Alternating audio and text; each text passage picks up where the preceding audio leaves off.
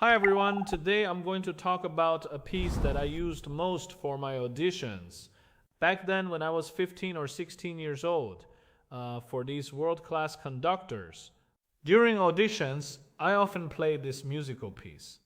Because this piece, for me, it can let a very young pianist, just a kid, uh, be able to immerse themselves in a state of truly enjoying the music instead of thinking about how to show off their technique.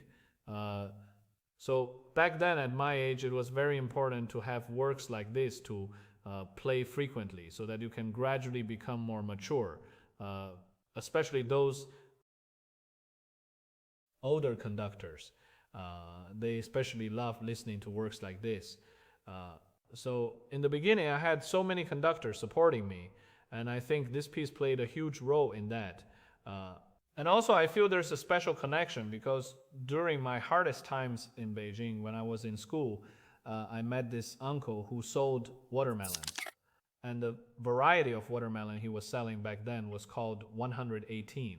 So I have a special feeling for this 118.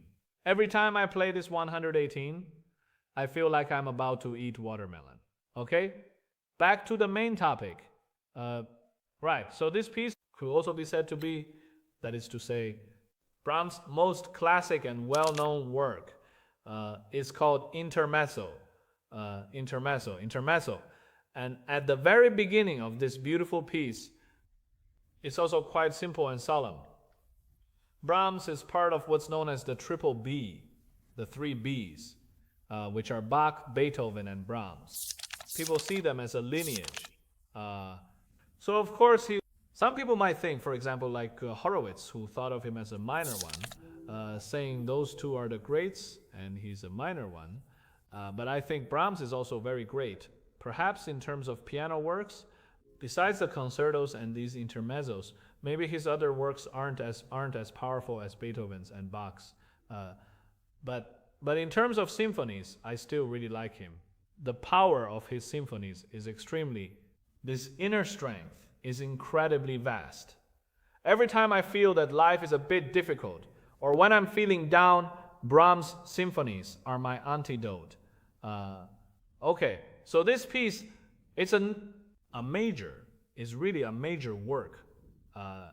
Now, everyone is most familiar with A minor when it comes to the key of A, because it directly corresponds to C major. Usually, in A major, it tends to feel warmer. And I think A major and E flat major are the two warmest, two major keys in my personal opinion. So, as for this piece,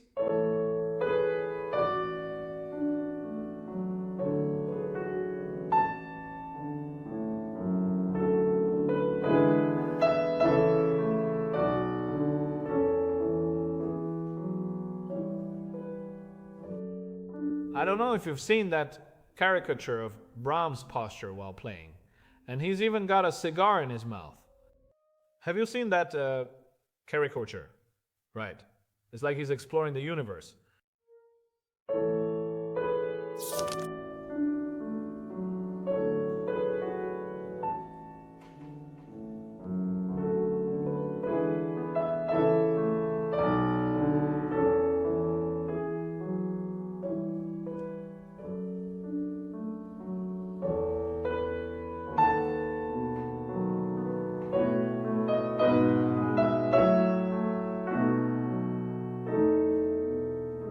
And then now, pianissimo.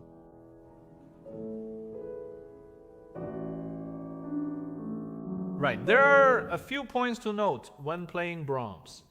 First, you must feel that this music is extremely distant. Don't feel like this isn't like Chopin, who pulls you in right from the start. His music, uh, Rachmaninoff pulls you in immediately, but he doesn't. He pushes you away first.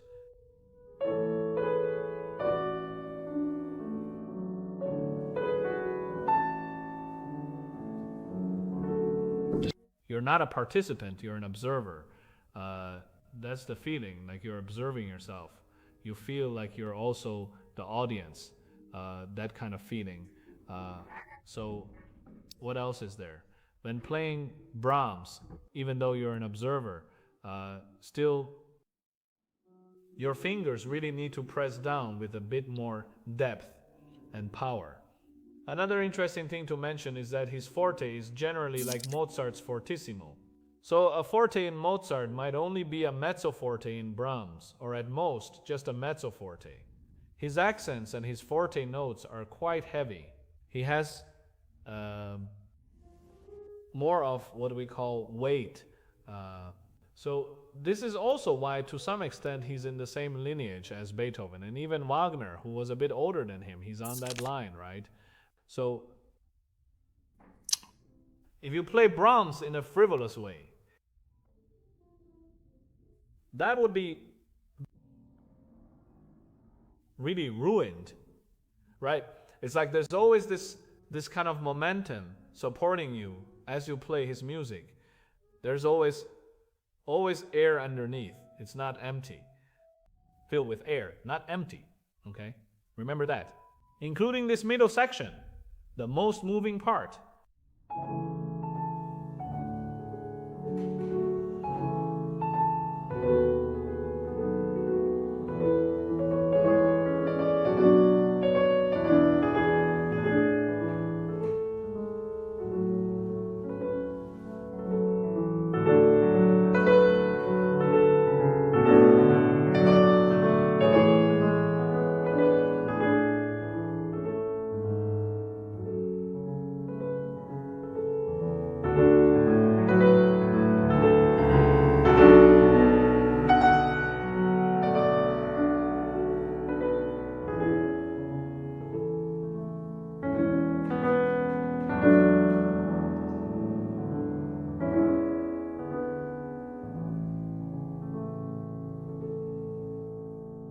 Even in this middle section here, this middle section, the transitions are the same.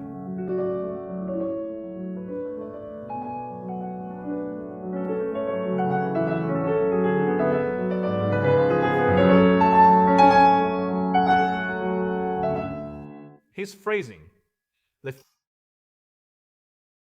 If most composers use 4 measures for a single phrase, then Brahms uses at least 8. You see what I mean? The length of his breath. For example, if you normally take a breath for about 20 seconds, right? Or maybe 15 seconds. Well, for Brahms, it's 30 seconds.